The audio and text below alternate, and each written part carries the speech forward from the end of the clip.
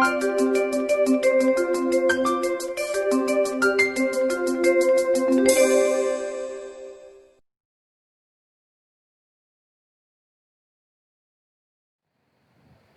दोस्तों, मैं रोहितास नागर एडवांस एग्रीकल्चर चैनल के माध्यम से एग्रोनॉमी स्टार्ट करने जा रहा हूँ।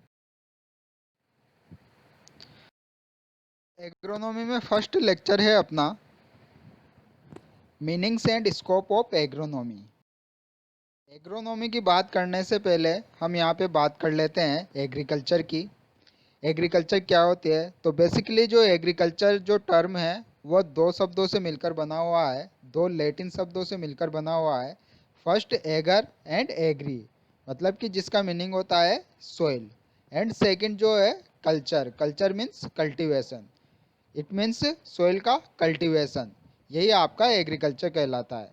Agriculture is a very broad term, बहुत बड़ा टर्म है जिसमें काफ़ी सारी चीज़ें आ जाती है। फॉर एग्जांपल क्रॉप प्रोडक्शन किस प्रकार से करना है, लाइव स्टॉक फार्मिंग किस प्रकार से करना है, इसकी प्रैक्टिसेस या क्या इसकी प्रोसेस होती है, फिशरीज किस प्रकार से करनी है, फॉरेस्ट्री, और इसके अलावा भी काफ़ी सारी चीज़ें हैं।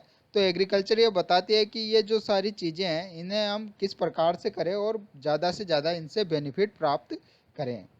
वहीं मैं अगर एग्रोनॉमी की बात करूं तो एग्रोनॉमी जो है एग्रीकल्चर की एक ब्रांच है जिसमें सॉइल वाटर और क्रॉप मैनेजमेंट से रिगार्डिंग जो प्रिंसिपल और प्रैक्टिसेस है उनका अध्ययन किया जाता है।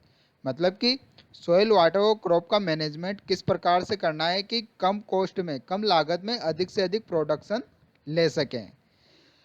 Term this term is derived from the Greek word, मतलब कि जो टर्म एग्रोनॉमी है वो अभी ग्रीक वर्ड से ली गई है।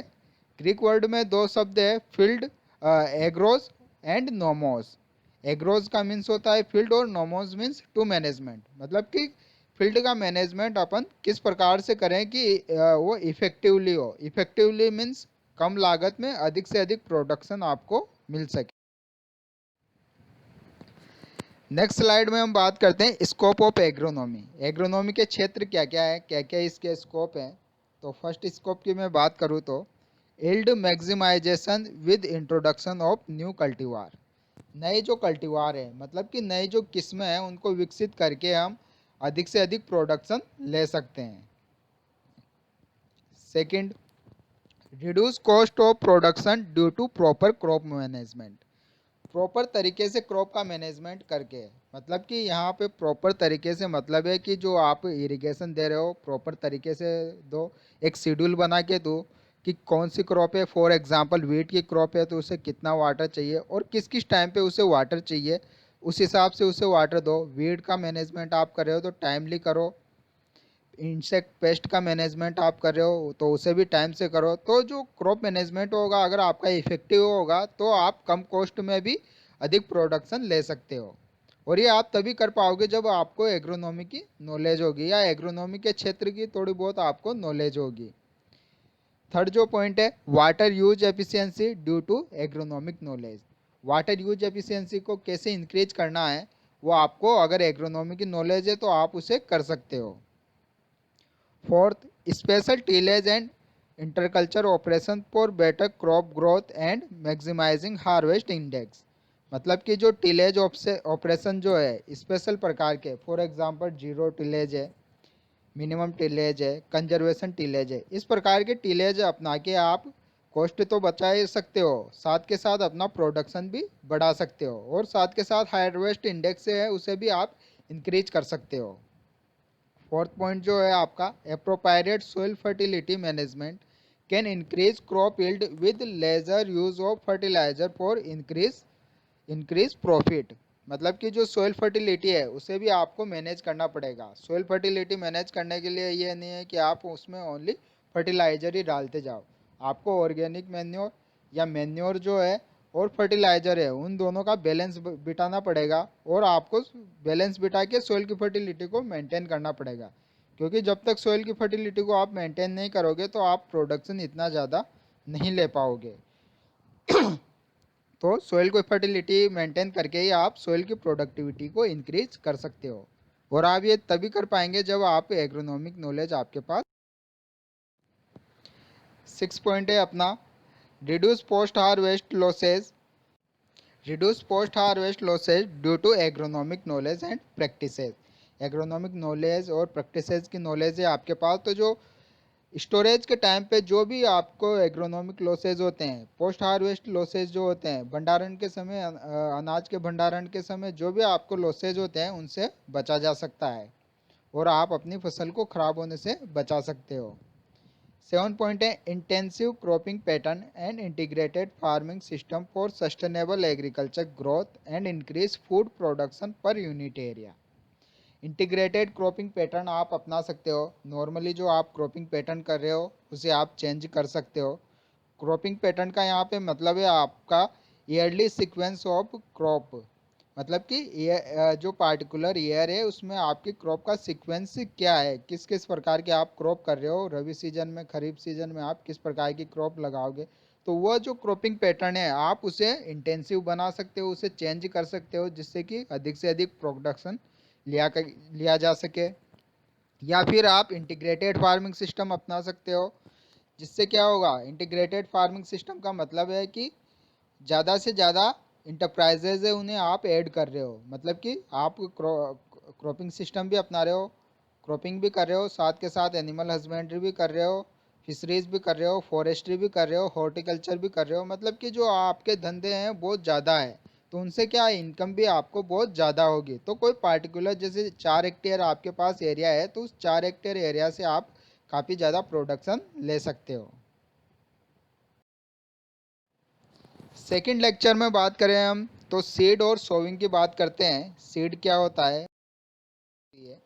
तो seed is a fertile mature ovule together covered with seed coat is called seed or it is a propagating material। मतलब कि सीड एक फर्टाइल और मैच्योर ओव्यूल है जिसको क्या सीड कोट से ढका होता है या कवर्ड होता है, या ऐसा भी बोल सकते हो आप, सीड जो है आपका प्रोपेगेटिंग मटेरियल है, मतलब इस प्रकार का मटेरियल है जो एक प्लांट को जन्म देने में सक्षम हो, तो उस चीज़ को हम सीड बोलते हैं। बात करें यहाँ पे टाइप्स ऑफ सीड की, तो सीड आपके दो प्रकार के होते हैं, मोनोकोट्स और डाइकोट्स। अब मोनोकोट क्या होते हैं, इनके डिफरेंस को हम समझ लेते हैं। जैसे कि इस डायग्राम में आपको मोनोकोट और डाइकोट दिखाए गए हैं, तो फर्स्टली हम बात करते हैं मोनोकोट्स की। मोनोकोट मीन्स एक बीजपत्री और डाइकोट मीन्स द्विबीजपत्री सीड। तो मोनोकोट्स की बात करें तो जैसे फॉर एग्जांपल यहाँ पे मैच का सीड दिया हुआ है, तो फर्स्टली सीड के ऊपर दिखाया है आपको क्या, सीड कोट नज़र आ रहा है। सेकंड एंडोस्पर्म है, एंडोस्पर्म मतलब भ्रूण पोष, जिससे भ्रूण जो है पोषण प्राप्त करता है। उसके बाद सिंगल कोटिलीडन, मतलब कि मोनोकोट से तो कोटिलीडन सिंगल होगा इसमें। उसके बाद आ जाती है लीफ सीड। लीफ सीड धीरे धीरे निकलना स्टार्ट हो जाती है, जैसे आप सीड को ज़मीन में डालोगे उसके कुछ टाइम बाद ही ये प्रोसेस होना स्टार्ट हो जाती है। फर्स्ट ट्रू लीव नज़र आना स्टार्ट हो जाती है, एम्ब्रियोनिक रूट नज़र आना स्टार्ट हो जाती है, और इससे कुछ आगे की प्रोसेस में जाएंगे हम तो आपको लीफ सीड थोड़ी ऊपर दिखाई देने लग जाती है सोइल के ऊपर, जैसा कि आप डायग्राम में देख रहे हो। नेक्स्ट इससे आगे चलते हैं तो फिर इसमें जो रूट टाइप होता है मोनोकोट्स में, एक बीजपत्री में, वो फाइब्रस रूट होता है। फाइबर मीन्स रेशों की तरह एक झुंड बना लेती है, ज़्यादा डीप में नहीं जाती है ये, और एक झुंड बना लेती है। उसके जस्ट ऊपर लीफ सीट आपको दिखाई देगी जो पत्ती से बिल्कुल चिपकी रहती है, और उसके बाद पैरेलल वेनिस, मतलब जो लीफ है, पत्तियां जो है उनमें जो वेनिस होगी वो पैरेलल टाइप होगी, मतलब सीधी खड़ी होगी उसमें, किसमें, मोनोकोट्स में। वहीं अगर हम बात करते हैं डाइकोट्स की, तो डाइकोट्स में आपको क्या दिखाई देते हैं, जैसे कि मैं फर्स्टली सीड की बात करूं तो सीड कोट नॉर्मल सी बात है, दोनों में सीड कोट होता है, डाइकोट में भी सीड कोट होता है। उसके बाद एंडोस्पर्म इसमें भी होता है, फर्स्ट ट्रू लीफ इसमें भी दिखाई देती है। टू कोटिलीडन, मेन जो पॉइंट है यहाँ पे क्या है, टू कोटिलीडन। देखिए आपको मोनोकोट में जो है सिंगल कोटिलीडन दिखाई दे रहा था क्योंकि वो मोनोकोट से एक बीजपत्री है, लेकिन चूंकि डाइकोट्स द्विबीजपत्री है तो यहाँ पे दो कोटिलीडन, दो बीजपत्र आपको दिखाई देंगे। आगे की प्रोसेस में चलते हैं तो धीरे धीरे ये सीड कोट ब्रेक होता है। ब्रेक होने के बाद उसमें से लीफ निकलना स्टार्ट होती है, जड़ें निकलती है, अब जड़ों का जो सिस्टम है इसमें यहाँ पे टेप रूट टाइप का होगा, मतलब कि जकड़ा जड़ जो है उस टाइप की जड़ नहीं होगी, टेप रूट होगी, गहराई में जाएगी और छितरी टाइप की होगी। उसके बाद जो है कोटिलीडन दिखाई देंगे आपको, और कोटिलीडन के बाद जो लीप नज़र आएगी ऊपर, लीप नज़र आने पे आपको जो लीप की जो साइज़ है वो वेनिस जो है वो नेट लाइक स्ट्रक्चर दिखाई देंगे, मतलब कि मोनोकोट्स में आपको दिखाई दे रहे थे पेरलल टाइप, मतलब कि सिंगल सीधी वेनिस दिखाई दे रही थी, नसें दिखाई दे रही थी, जबकि यहाँ जो पत्तियों का स्ट्रक्चर है वो अलग प्रकार का है। यहाँ हॉरिजॉन्टल है आपकी पत्तियाँ, डाइकोट्स में किस प्रकार की हॉरिजॉन्टल, जबकि मोनोकोट्स में हमें ये वर्टिकल दिखाई दे रही थी। तो यहाँ नेट लाइक स्ट्रक्चर बना देती है ये पत्तियों पे, जो वेनिस को देखोगे आप तो एक नेट की तरह स्ट्रक्चर बना देगी। और मेन डिफरेंस क्या है कि जो मोनो डाइकोट्स होते हैं उसमें जो कोटिलीडन्स है वो सोइल के बाहर आ जाते हैं। सोइल के बाहर आपको ये दो कोटिलीडन दिखाई देंगे, मतलब कि कहने का मतलब है जो बीज आपका है वो दो भागों में विभक्त होके दिखाई देगा। एग्जाम्पल मैं सिंपल सा देता हूँ, जैसे यहाँ पे आपने मैच का लिया, मैच में आपने कभी भी नहीं देखा होगा कि बीज बाहर नहीं आता है, कभी भी बीज बाहर नहीं आता है। लेकिन अगर मैं यहाँ पे बात करूँ सोयाबीन की, तो सोयाबीन में आपने देखा होगा कि पत्तियों के जस्ट निचले वाले भाग में आपको दो पॉइंट दिखाई देते हैं, या ऐसा नज़र आता है कि जो बीज है वो दो भागों में विभक्त हो गया है, या सोयाबीन का जो बीज है आपका दो भागों में बटा हुआ दिखाई देता है।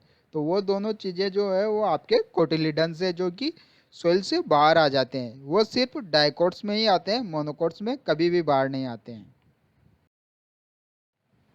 चलो यहाँ अपन जो डिफरेंस है उसे थोड़ा और विस्तार से समझ लेते हैं। मोनोकोट्स और डाइकोट्स में कुछ मेन मेन पॉइंट यहाँ पे दिखाए गए हैं। फर्स्ट बात करूँ मैं एम्ब्रियो मोनोकोट्स की, तो एम्ब्रियो विद सिंगल कोटिलीडन, जैसे कि मैंने पहले बताया आपको, मोनोकोट्स में जो एम्ब्रियो होता है, भ्रूण जो होता है, वो उसमें एक ही कोटिलीडन होता है, सिंगल कोटिलीडन होता है। और वहीं उसके विपरीत में बात करूँ डाइकोट की, तो एम्ब्रियो विद टू कोटिलीडन, दो कोटिलीडन होते हैं, दो बीजपत्र होते हैं डाइकोट्स में, इसलिए इन्हें द्विबीजपत्री कहा जाता है।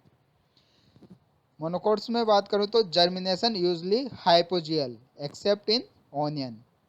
मोनोकोट्स में जो जर्मिनेशन होता है वो हाइपोजियल होता है। हाइपोजियल जर्मिनेशन मतलब कि जो कोटिलीडन है वो सोइल से बाहर नहीं आते हैं, और ये आपका पाया जाता है यूजली सीरियल क्रॉप में। सीरियल फॉर एग्जांपल आपके जैसे मेज हो गया, वीट हो गया, बार्ले हो गया, मतलब अनाज वाली जितनी भी फसलें हैं ज़्यादातर उनमें पाया जाता है। तो ऐसी फसलों में आपने कभी भी नहीं देखा होगा कि जो बीज है वो सोइल से बाहर आता, आपको कभी भी दिखाई नहीं देता। तो वो स्ट्रक्चर है उससे अपन पहचान सकते हैं कि जो इसमें जर्मिनेशन है वो हाइपोजियल प्रकार का होता है, और मोनोकोट्स प्रकार का ये बीज है। तो और एक डिफरेंस और है इसमें कि आपका जो मोनोकोट्स होती है या हाइपोजियल जर्मिनेशन जिसमें होता है वो आपके बिल्कुल वर्टिकल, वो प्लांट आपके बिल्कुल वर्टिकल ग्रोथ करते हैं।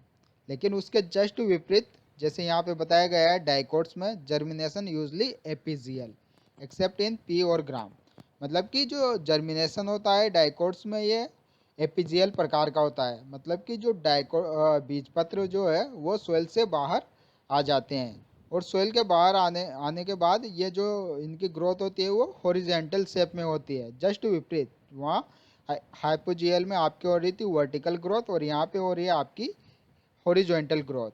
तो हॉरिजॉन्टल ग्रोथ होती है, और ज़्यादातर पल्सेज में ये पाया जाता है डाइकोट्स प्रकार का, जो दो भागों में जिसका बीज विभक्त हो सके। एक्सेप्ट पी और ग्राम में डाइकोट्स प्रकार का जर्मिनेशन आपके नहीं पाया जाता है।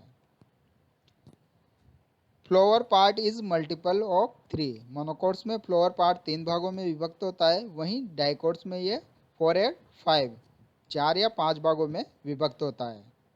मेजर लीफ वेंस पैरेलल, जैसे मैंने कि डायग्राम में आपको बताया था कि जो मोनोकोट्स की लीफ जो है वेनिस जो है वो पैरेलल होते हैं, बिल्कुल सीधी होती है, वहीं इसके विपरीत लीफ वेनिस रेक्टेंगुलर या नेट शेप, रेक्टेंगुलर या नेट के प्रकार की, जैसे कि जाल बिछा हो पत्ती में उस प्रकार की शेप इसमें होती है। Stem vacuolar bundle scattered, monocots के स्टेम में वैक्यूलर बंडल जो होते हैं स्कैटर्ड हो रहते हैं, वहीं डाइकोट्स में ये रिंग शेप में होते हैं। सेकेंडरी ग्रोथ एब्सेंट, मोनोकोट में सेकेंडरी ग्रोथ एब्सेंट होती है, वहीं भी डाइकोट्स में सेकेंडरी ग्रोथ जो है प्रेजेंट होती है। एग्जाम्पल में पहले बात आपको बता ही चुका हूँ। जैसे मोनोकोट्स में ग्रेन्स या सीरियल अनाज वाली फसलें ज़्यादा लेते हैं। For example wheat, corn, rice, millet या शुगर कैन, बनाना, जिंजर, ओनियन और ग्रास, ये सारी चीज़ें मोनोकोट्स में आती है। वहीं डाइकोट्स की बात करूँ तो ज़्यादातर लेग्यूम्स आती है। For example P, beans, lentil, peanut, tomato, trees आदि। जर्मिनेशन की बात करें हम तो एपीजियल जर्मिनेशन क्या होता है? The cotyledon come out about the soil surface and generally turn green and act as first foliage leave. मतलब कि जो आपके कोटिलिडन है, बीज पत्र है, वो सोइल से बाहर आ जाते हैं और उनके जस्ट ऊपर पत्तियां निकलना स्टार्ट हो जाती हैं। This type of germination present in groundnut, beans, cotton, sunflower, cotton, मतलब कि ज़्यादातर लेग्यूमिनेसी क्रॉप जो है उनमें ये पाई जाती है। जैसे कि डायग्राम में आपको दिखाया गया है, पहले हाइपोकोटाइल और रेडिकल्स निकलना स्टार्ट होते हैं, फिर धीरे धीरे ये ग्रोथ करते हैं। ग्रोथ करने के बाद ये सीड कोट को ब्रेक करते हैं। सीड कोट को ब्रेक करने के बाद इनकी ग्रोथ और आगे जाती है और फिर फोलियज लीव निकलना स्टार्ट होती है और साथ के साथ कोटिलिडन भी सोइल से बाहर आना स्टार्ट हो जाते हैं। और अगर मैं फाइनल प्रोडक्ट की बात करूं तो हाइपोकोटाइल, उसके बाद कोटिलिडन निकलना स्टार्ट हो जाते हैं और उसके जस्ट ऊपर लीव निकलना स्टार्ट हो जाती है। तो इसे हम बोलते हैं एपीजियल प्रकार का जर्मिनेशन हो रहा है। या आप जर्मिनेशन से भी पहचान सकते हो या लेग्यूमिनेसी क्रॉप को ध्यान रख के भी आप पहचान सकते हो कि कौन सी क्रॉप है और इसमें किस प्रकार का जर्मिनेशन हो रहा है। या ये सीड का जो टाइप है मोनोकोट से या डाइकोट से आप इजीली पहचान सकते हो अगर ये लक्षण आपको ध्यान है तो। वहीं हम बात करें हाइपोजियल जर्मिनेशन तो जस्ट उसके विपरीत होगा। The cotyledon do not come about the soil surface. Cotyledon है जो सोइल से बाहर नहीं आते हैं। मतलब कि जो बीज है आपका दो भागों में विभक्त होकर सोइल से बाहर नहीं आता है, वो सोइल के अंदर ही रहता है एपीजियल टाइप में, हाइपोजियल टाइप में। तो हाइपोजियल जो होता है उसमें कोटिलिडन आपके सोइल से बाहर नहीं आएंगे, सोइल के अंदर ही रहेंगे। This type of germination is found in wheat, barley, मेज एंड पी। मतलब कि इस प्रकार का जो जर्मिनेशन है मोस्टली तो ये सीरियल क्रॉप में भी पाया जाता है, बट कुछ एग्जाम्पल स्वरूप ये लेग्यूम क्रॉप्स में भी पाया जाता है जिसमें एपीजियल प्रकार का नहीं पाया जाता। यहाँ पे हमें एग्जाम्पल मिला है, जैसे मैच का एग्जाम्पल ले रहे हैं हम। तो मैच के सीड को जैसे आप सोइल में डालोगे धीरे धीरे इसकी ग्रोथ होना स्टार्ट होगी। कोलियोप्टाइल रेडिकल्स निकलना स्टार्ट होंगे, धीरे धीरे इनकी ग्रोथ होगी तो फर्स्ट फोलियर लीव निकलना स्टार्ट होगी। और फर्स्ट फोलियर लीव निकल के बड़ी फाइनल प्रोडक्ट में देखोगे तो आप वो थोड़ी बड़ी होती है और किसी भी प्रकार का कोई भी कोटिलिडन बाहर नहीं आता है। तो इससे हम पहचान सकते हैं कि इसमें प्लांट में जो जर्मिनेशन हुआ है वो हाइपोजियल प्रकार का जर्मिनेशन। यहाँ तक के लेक्चर में अगर आपको कोई भी दिक्कत हो या कोई भी क्वेश्चन हो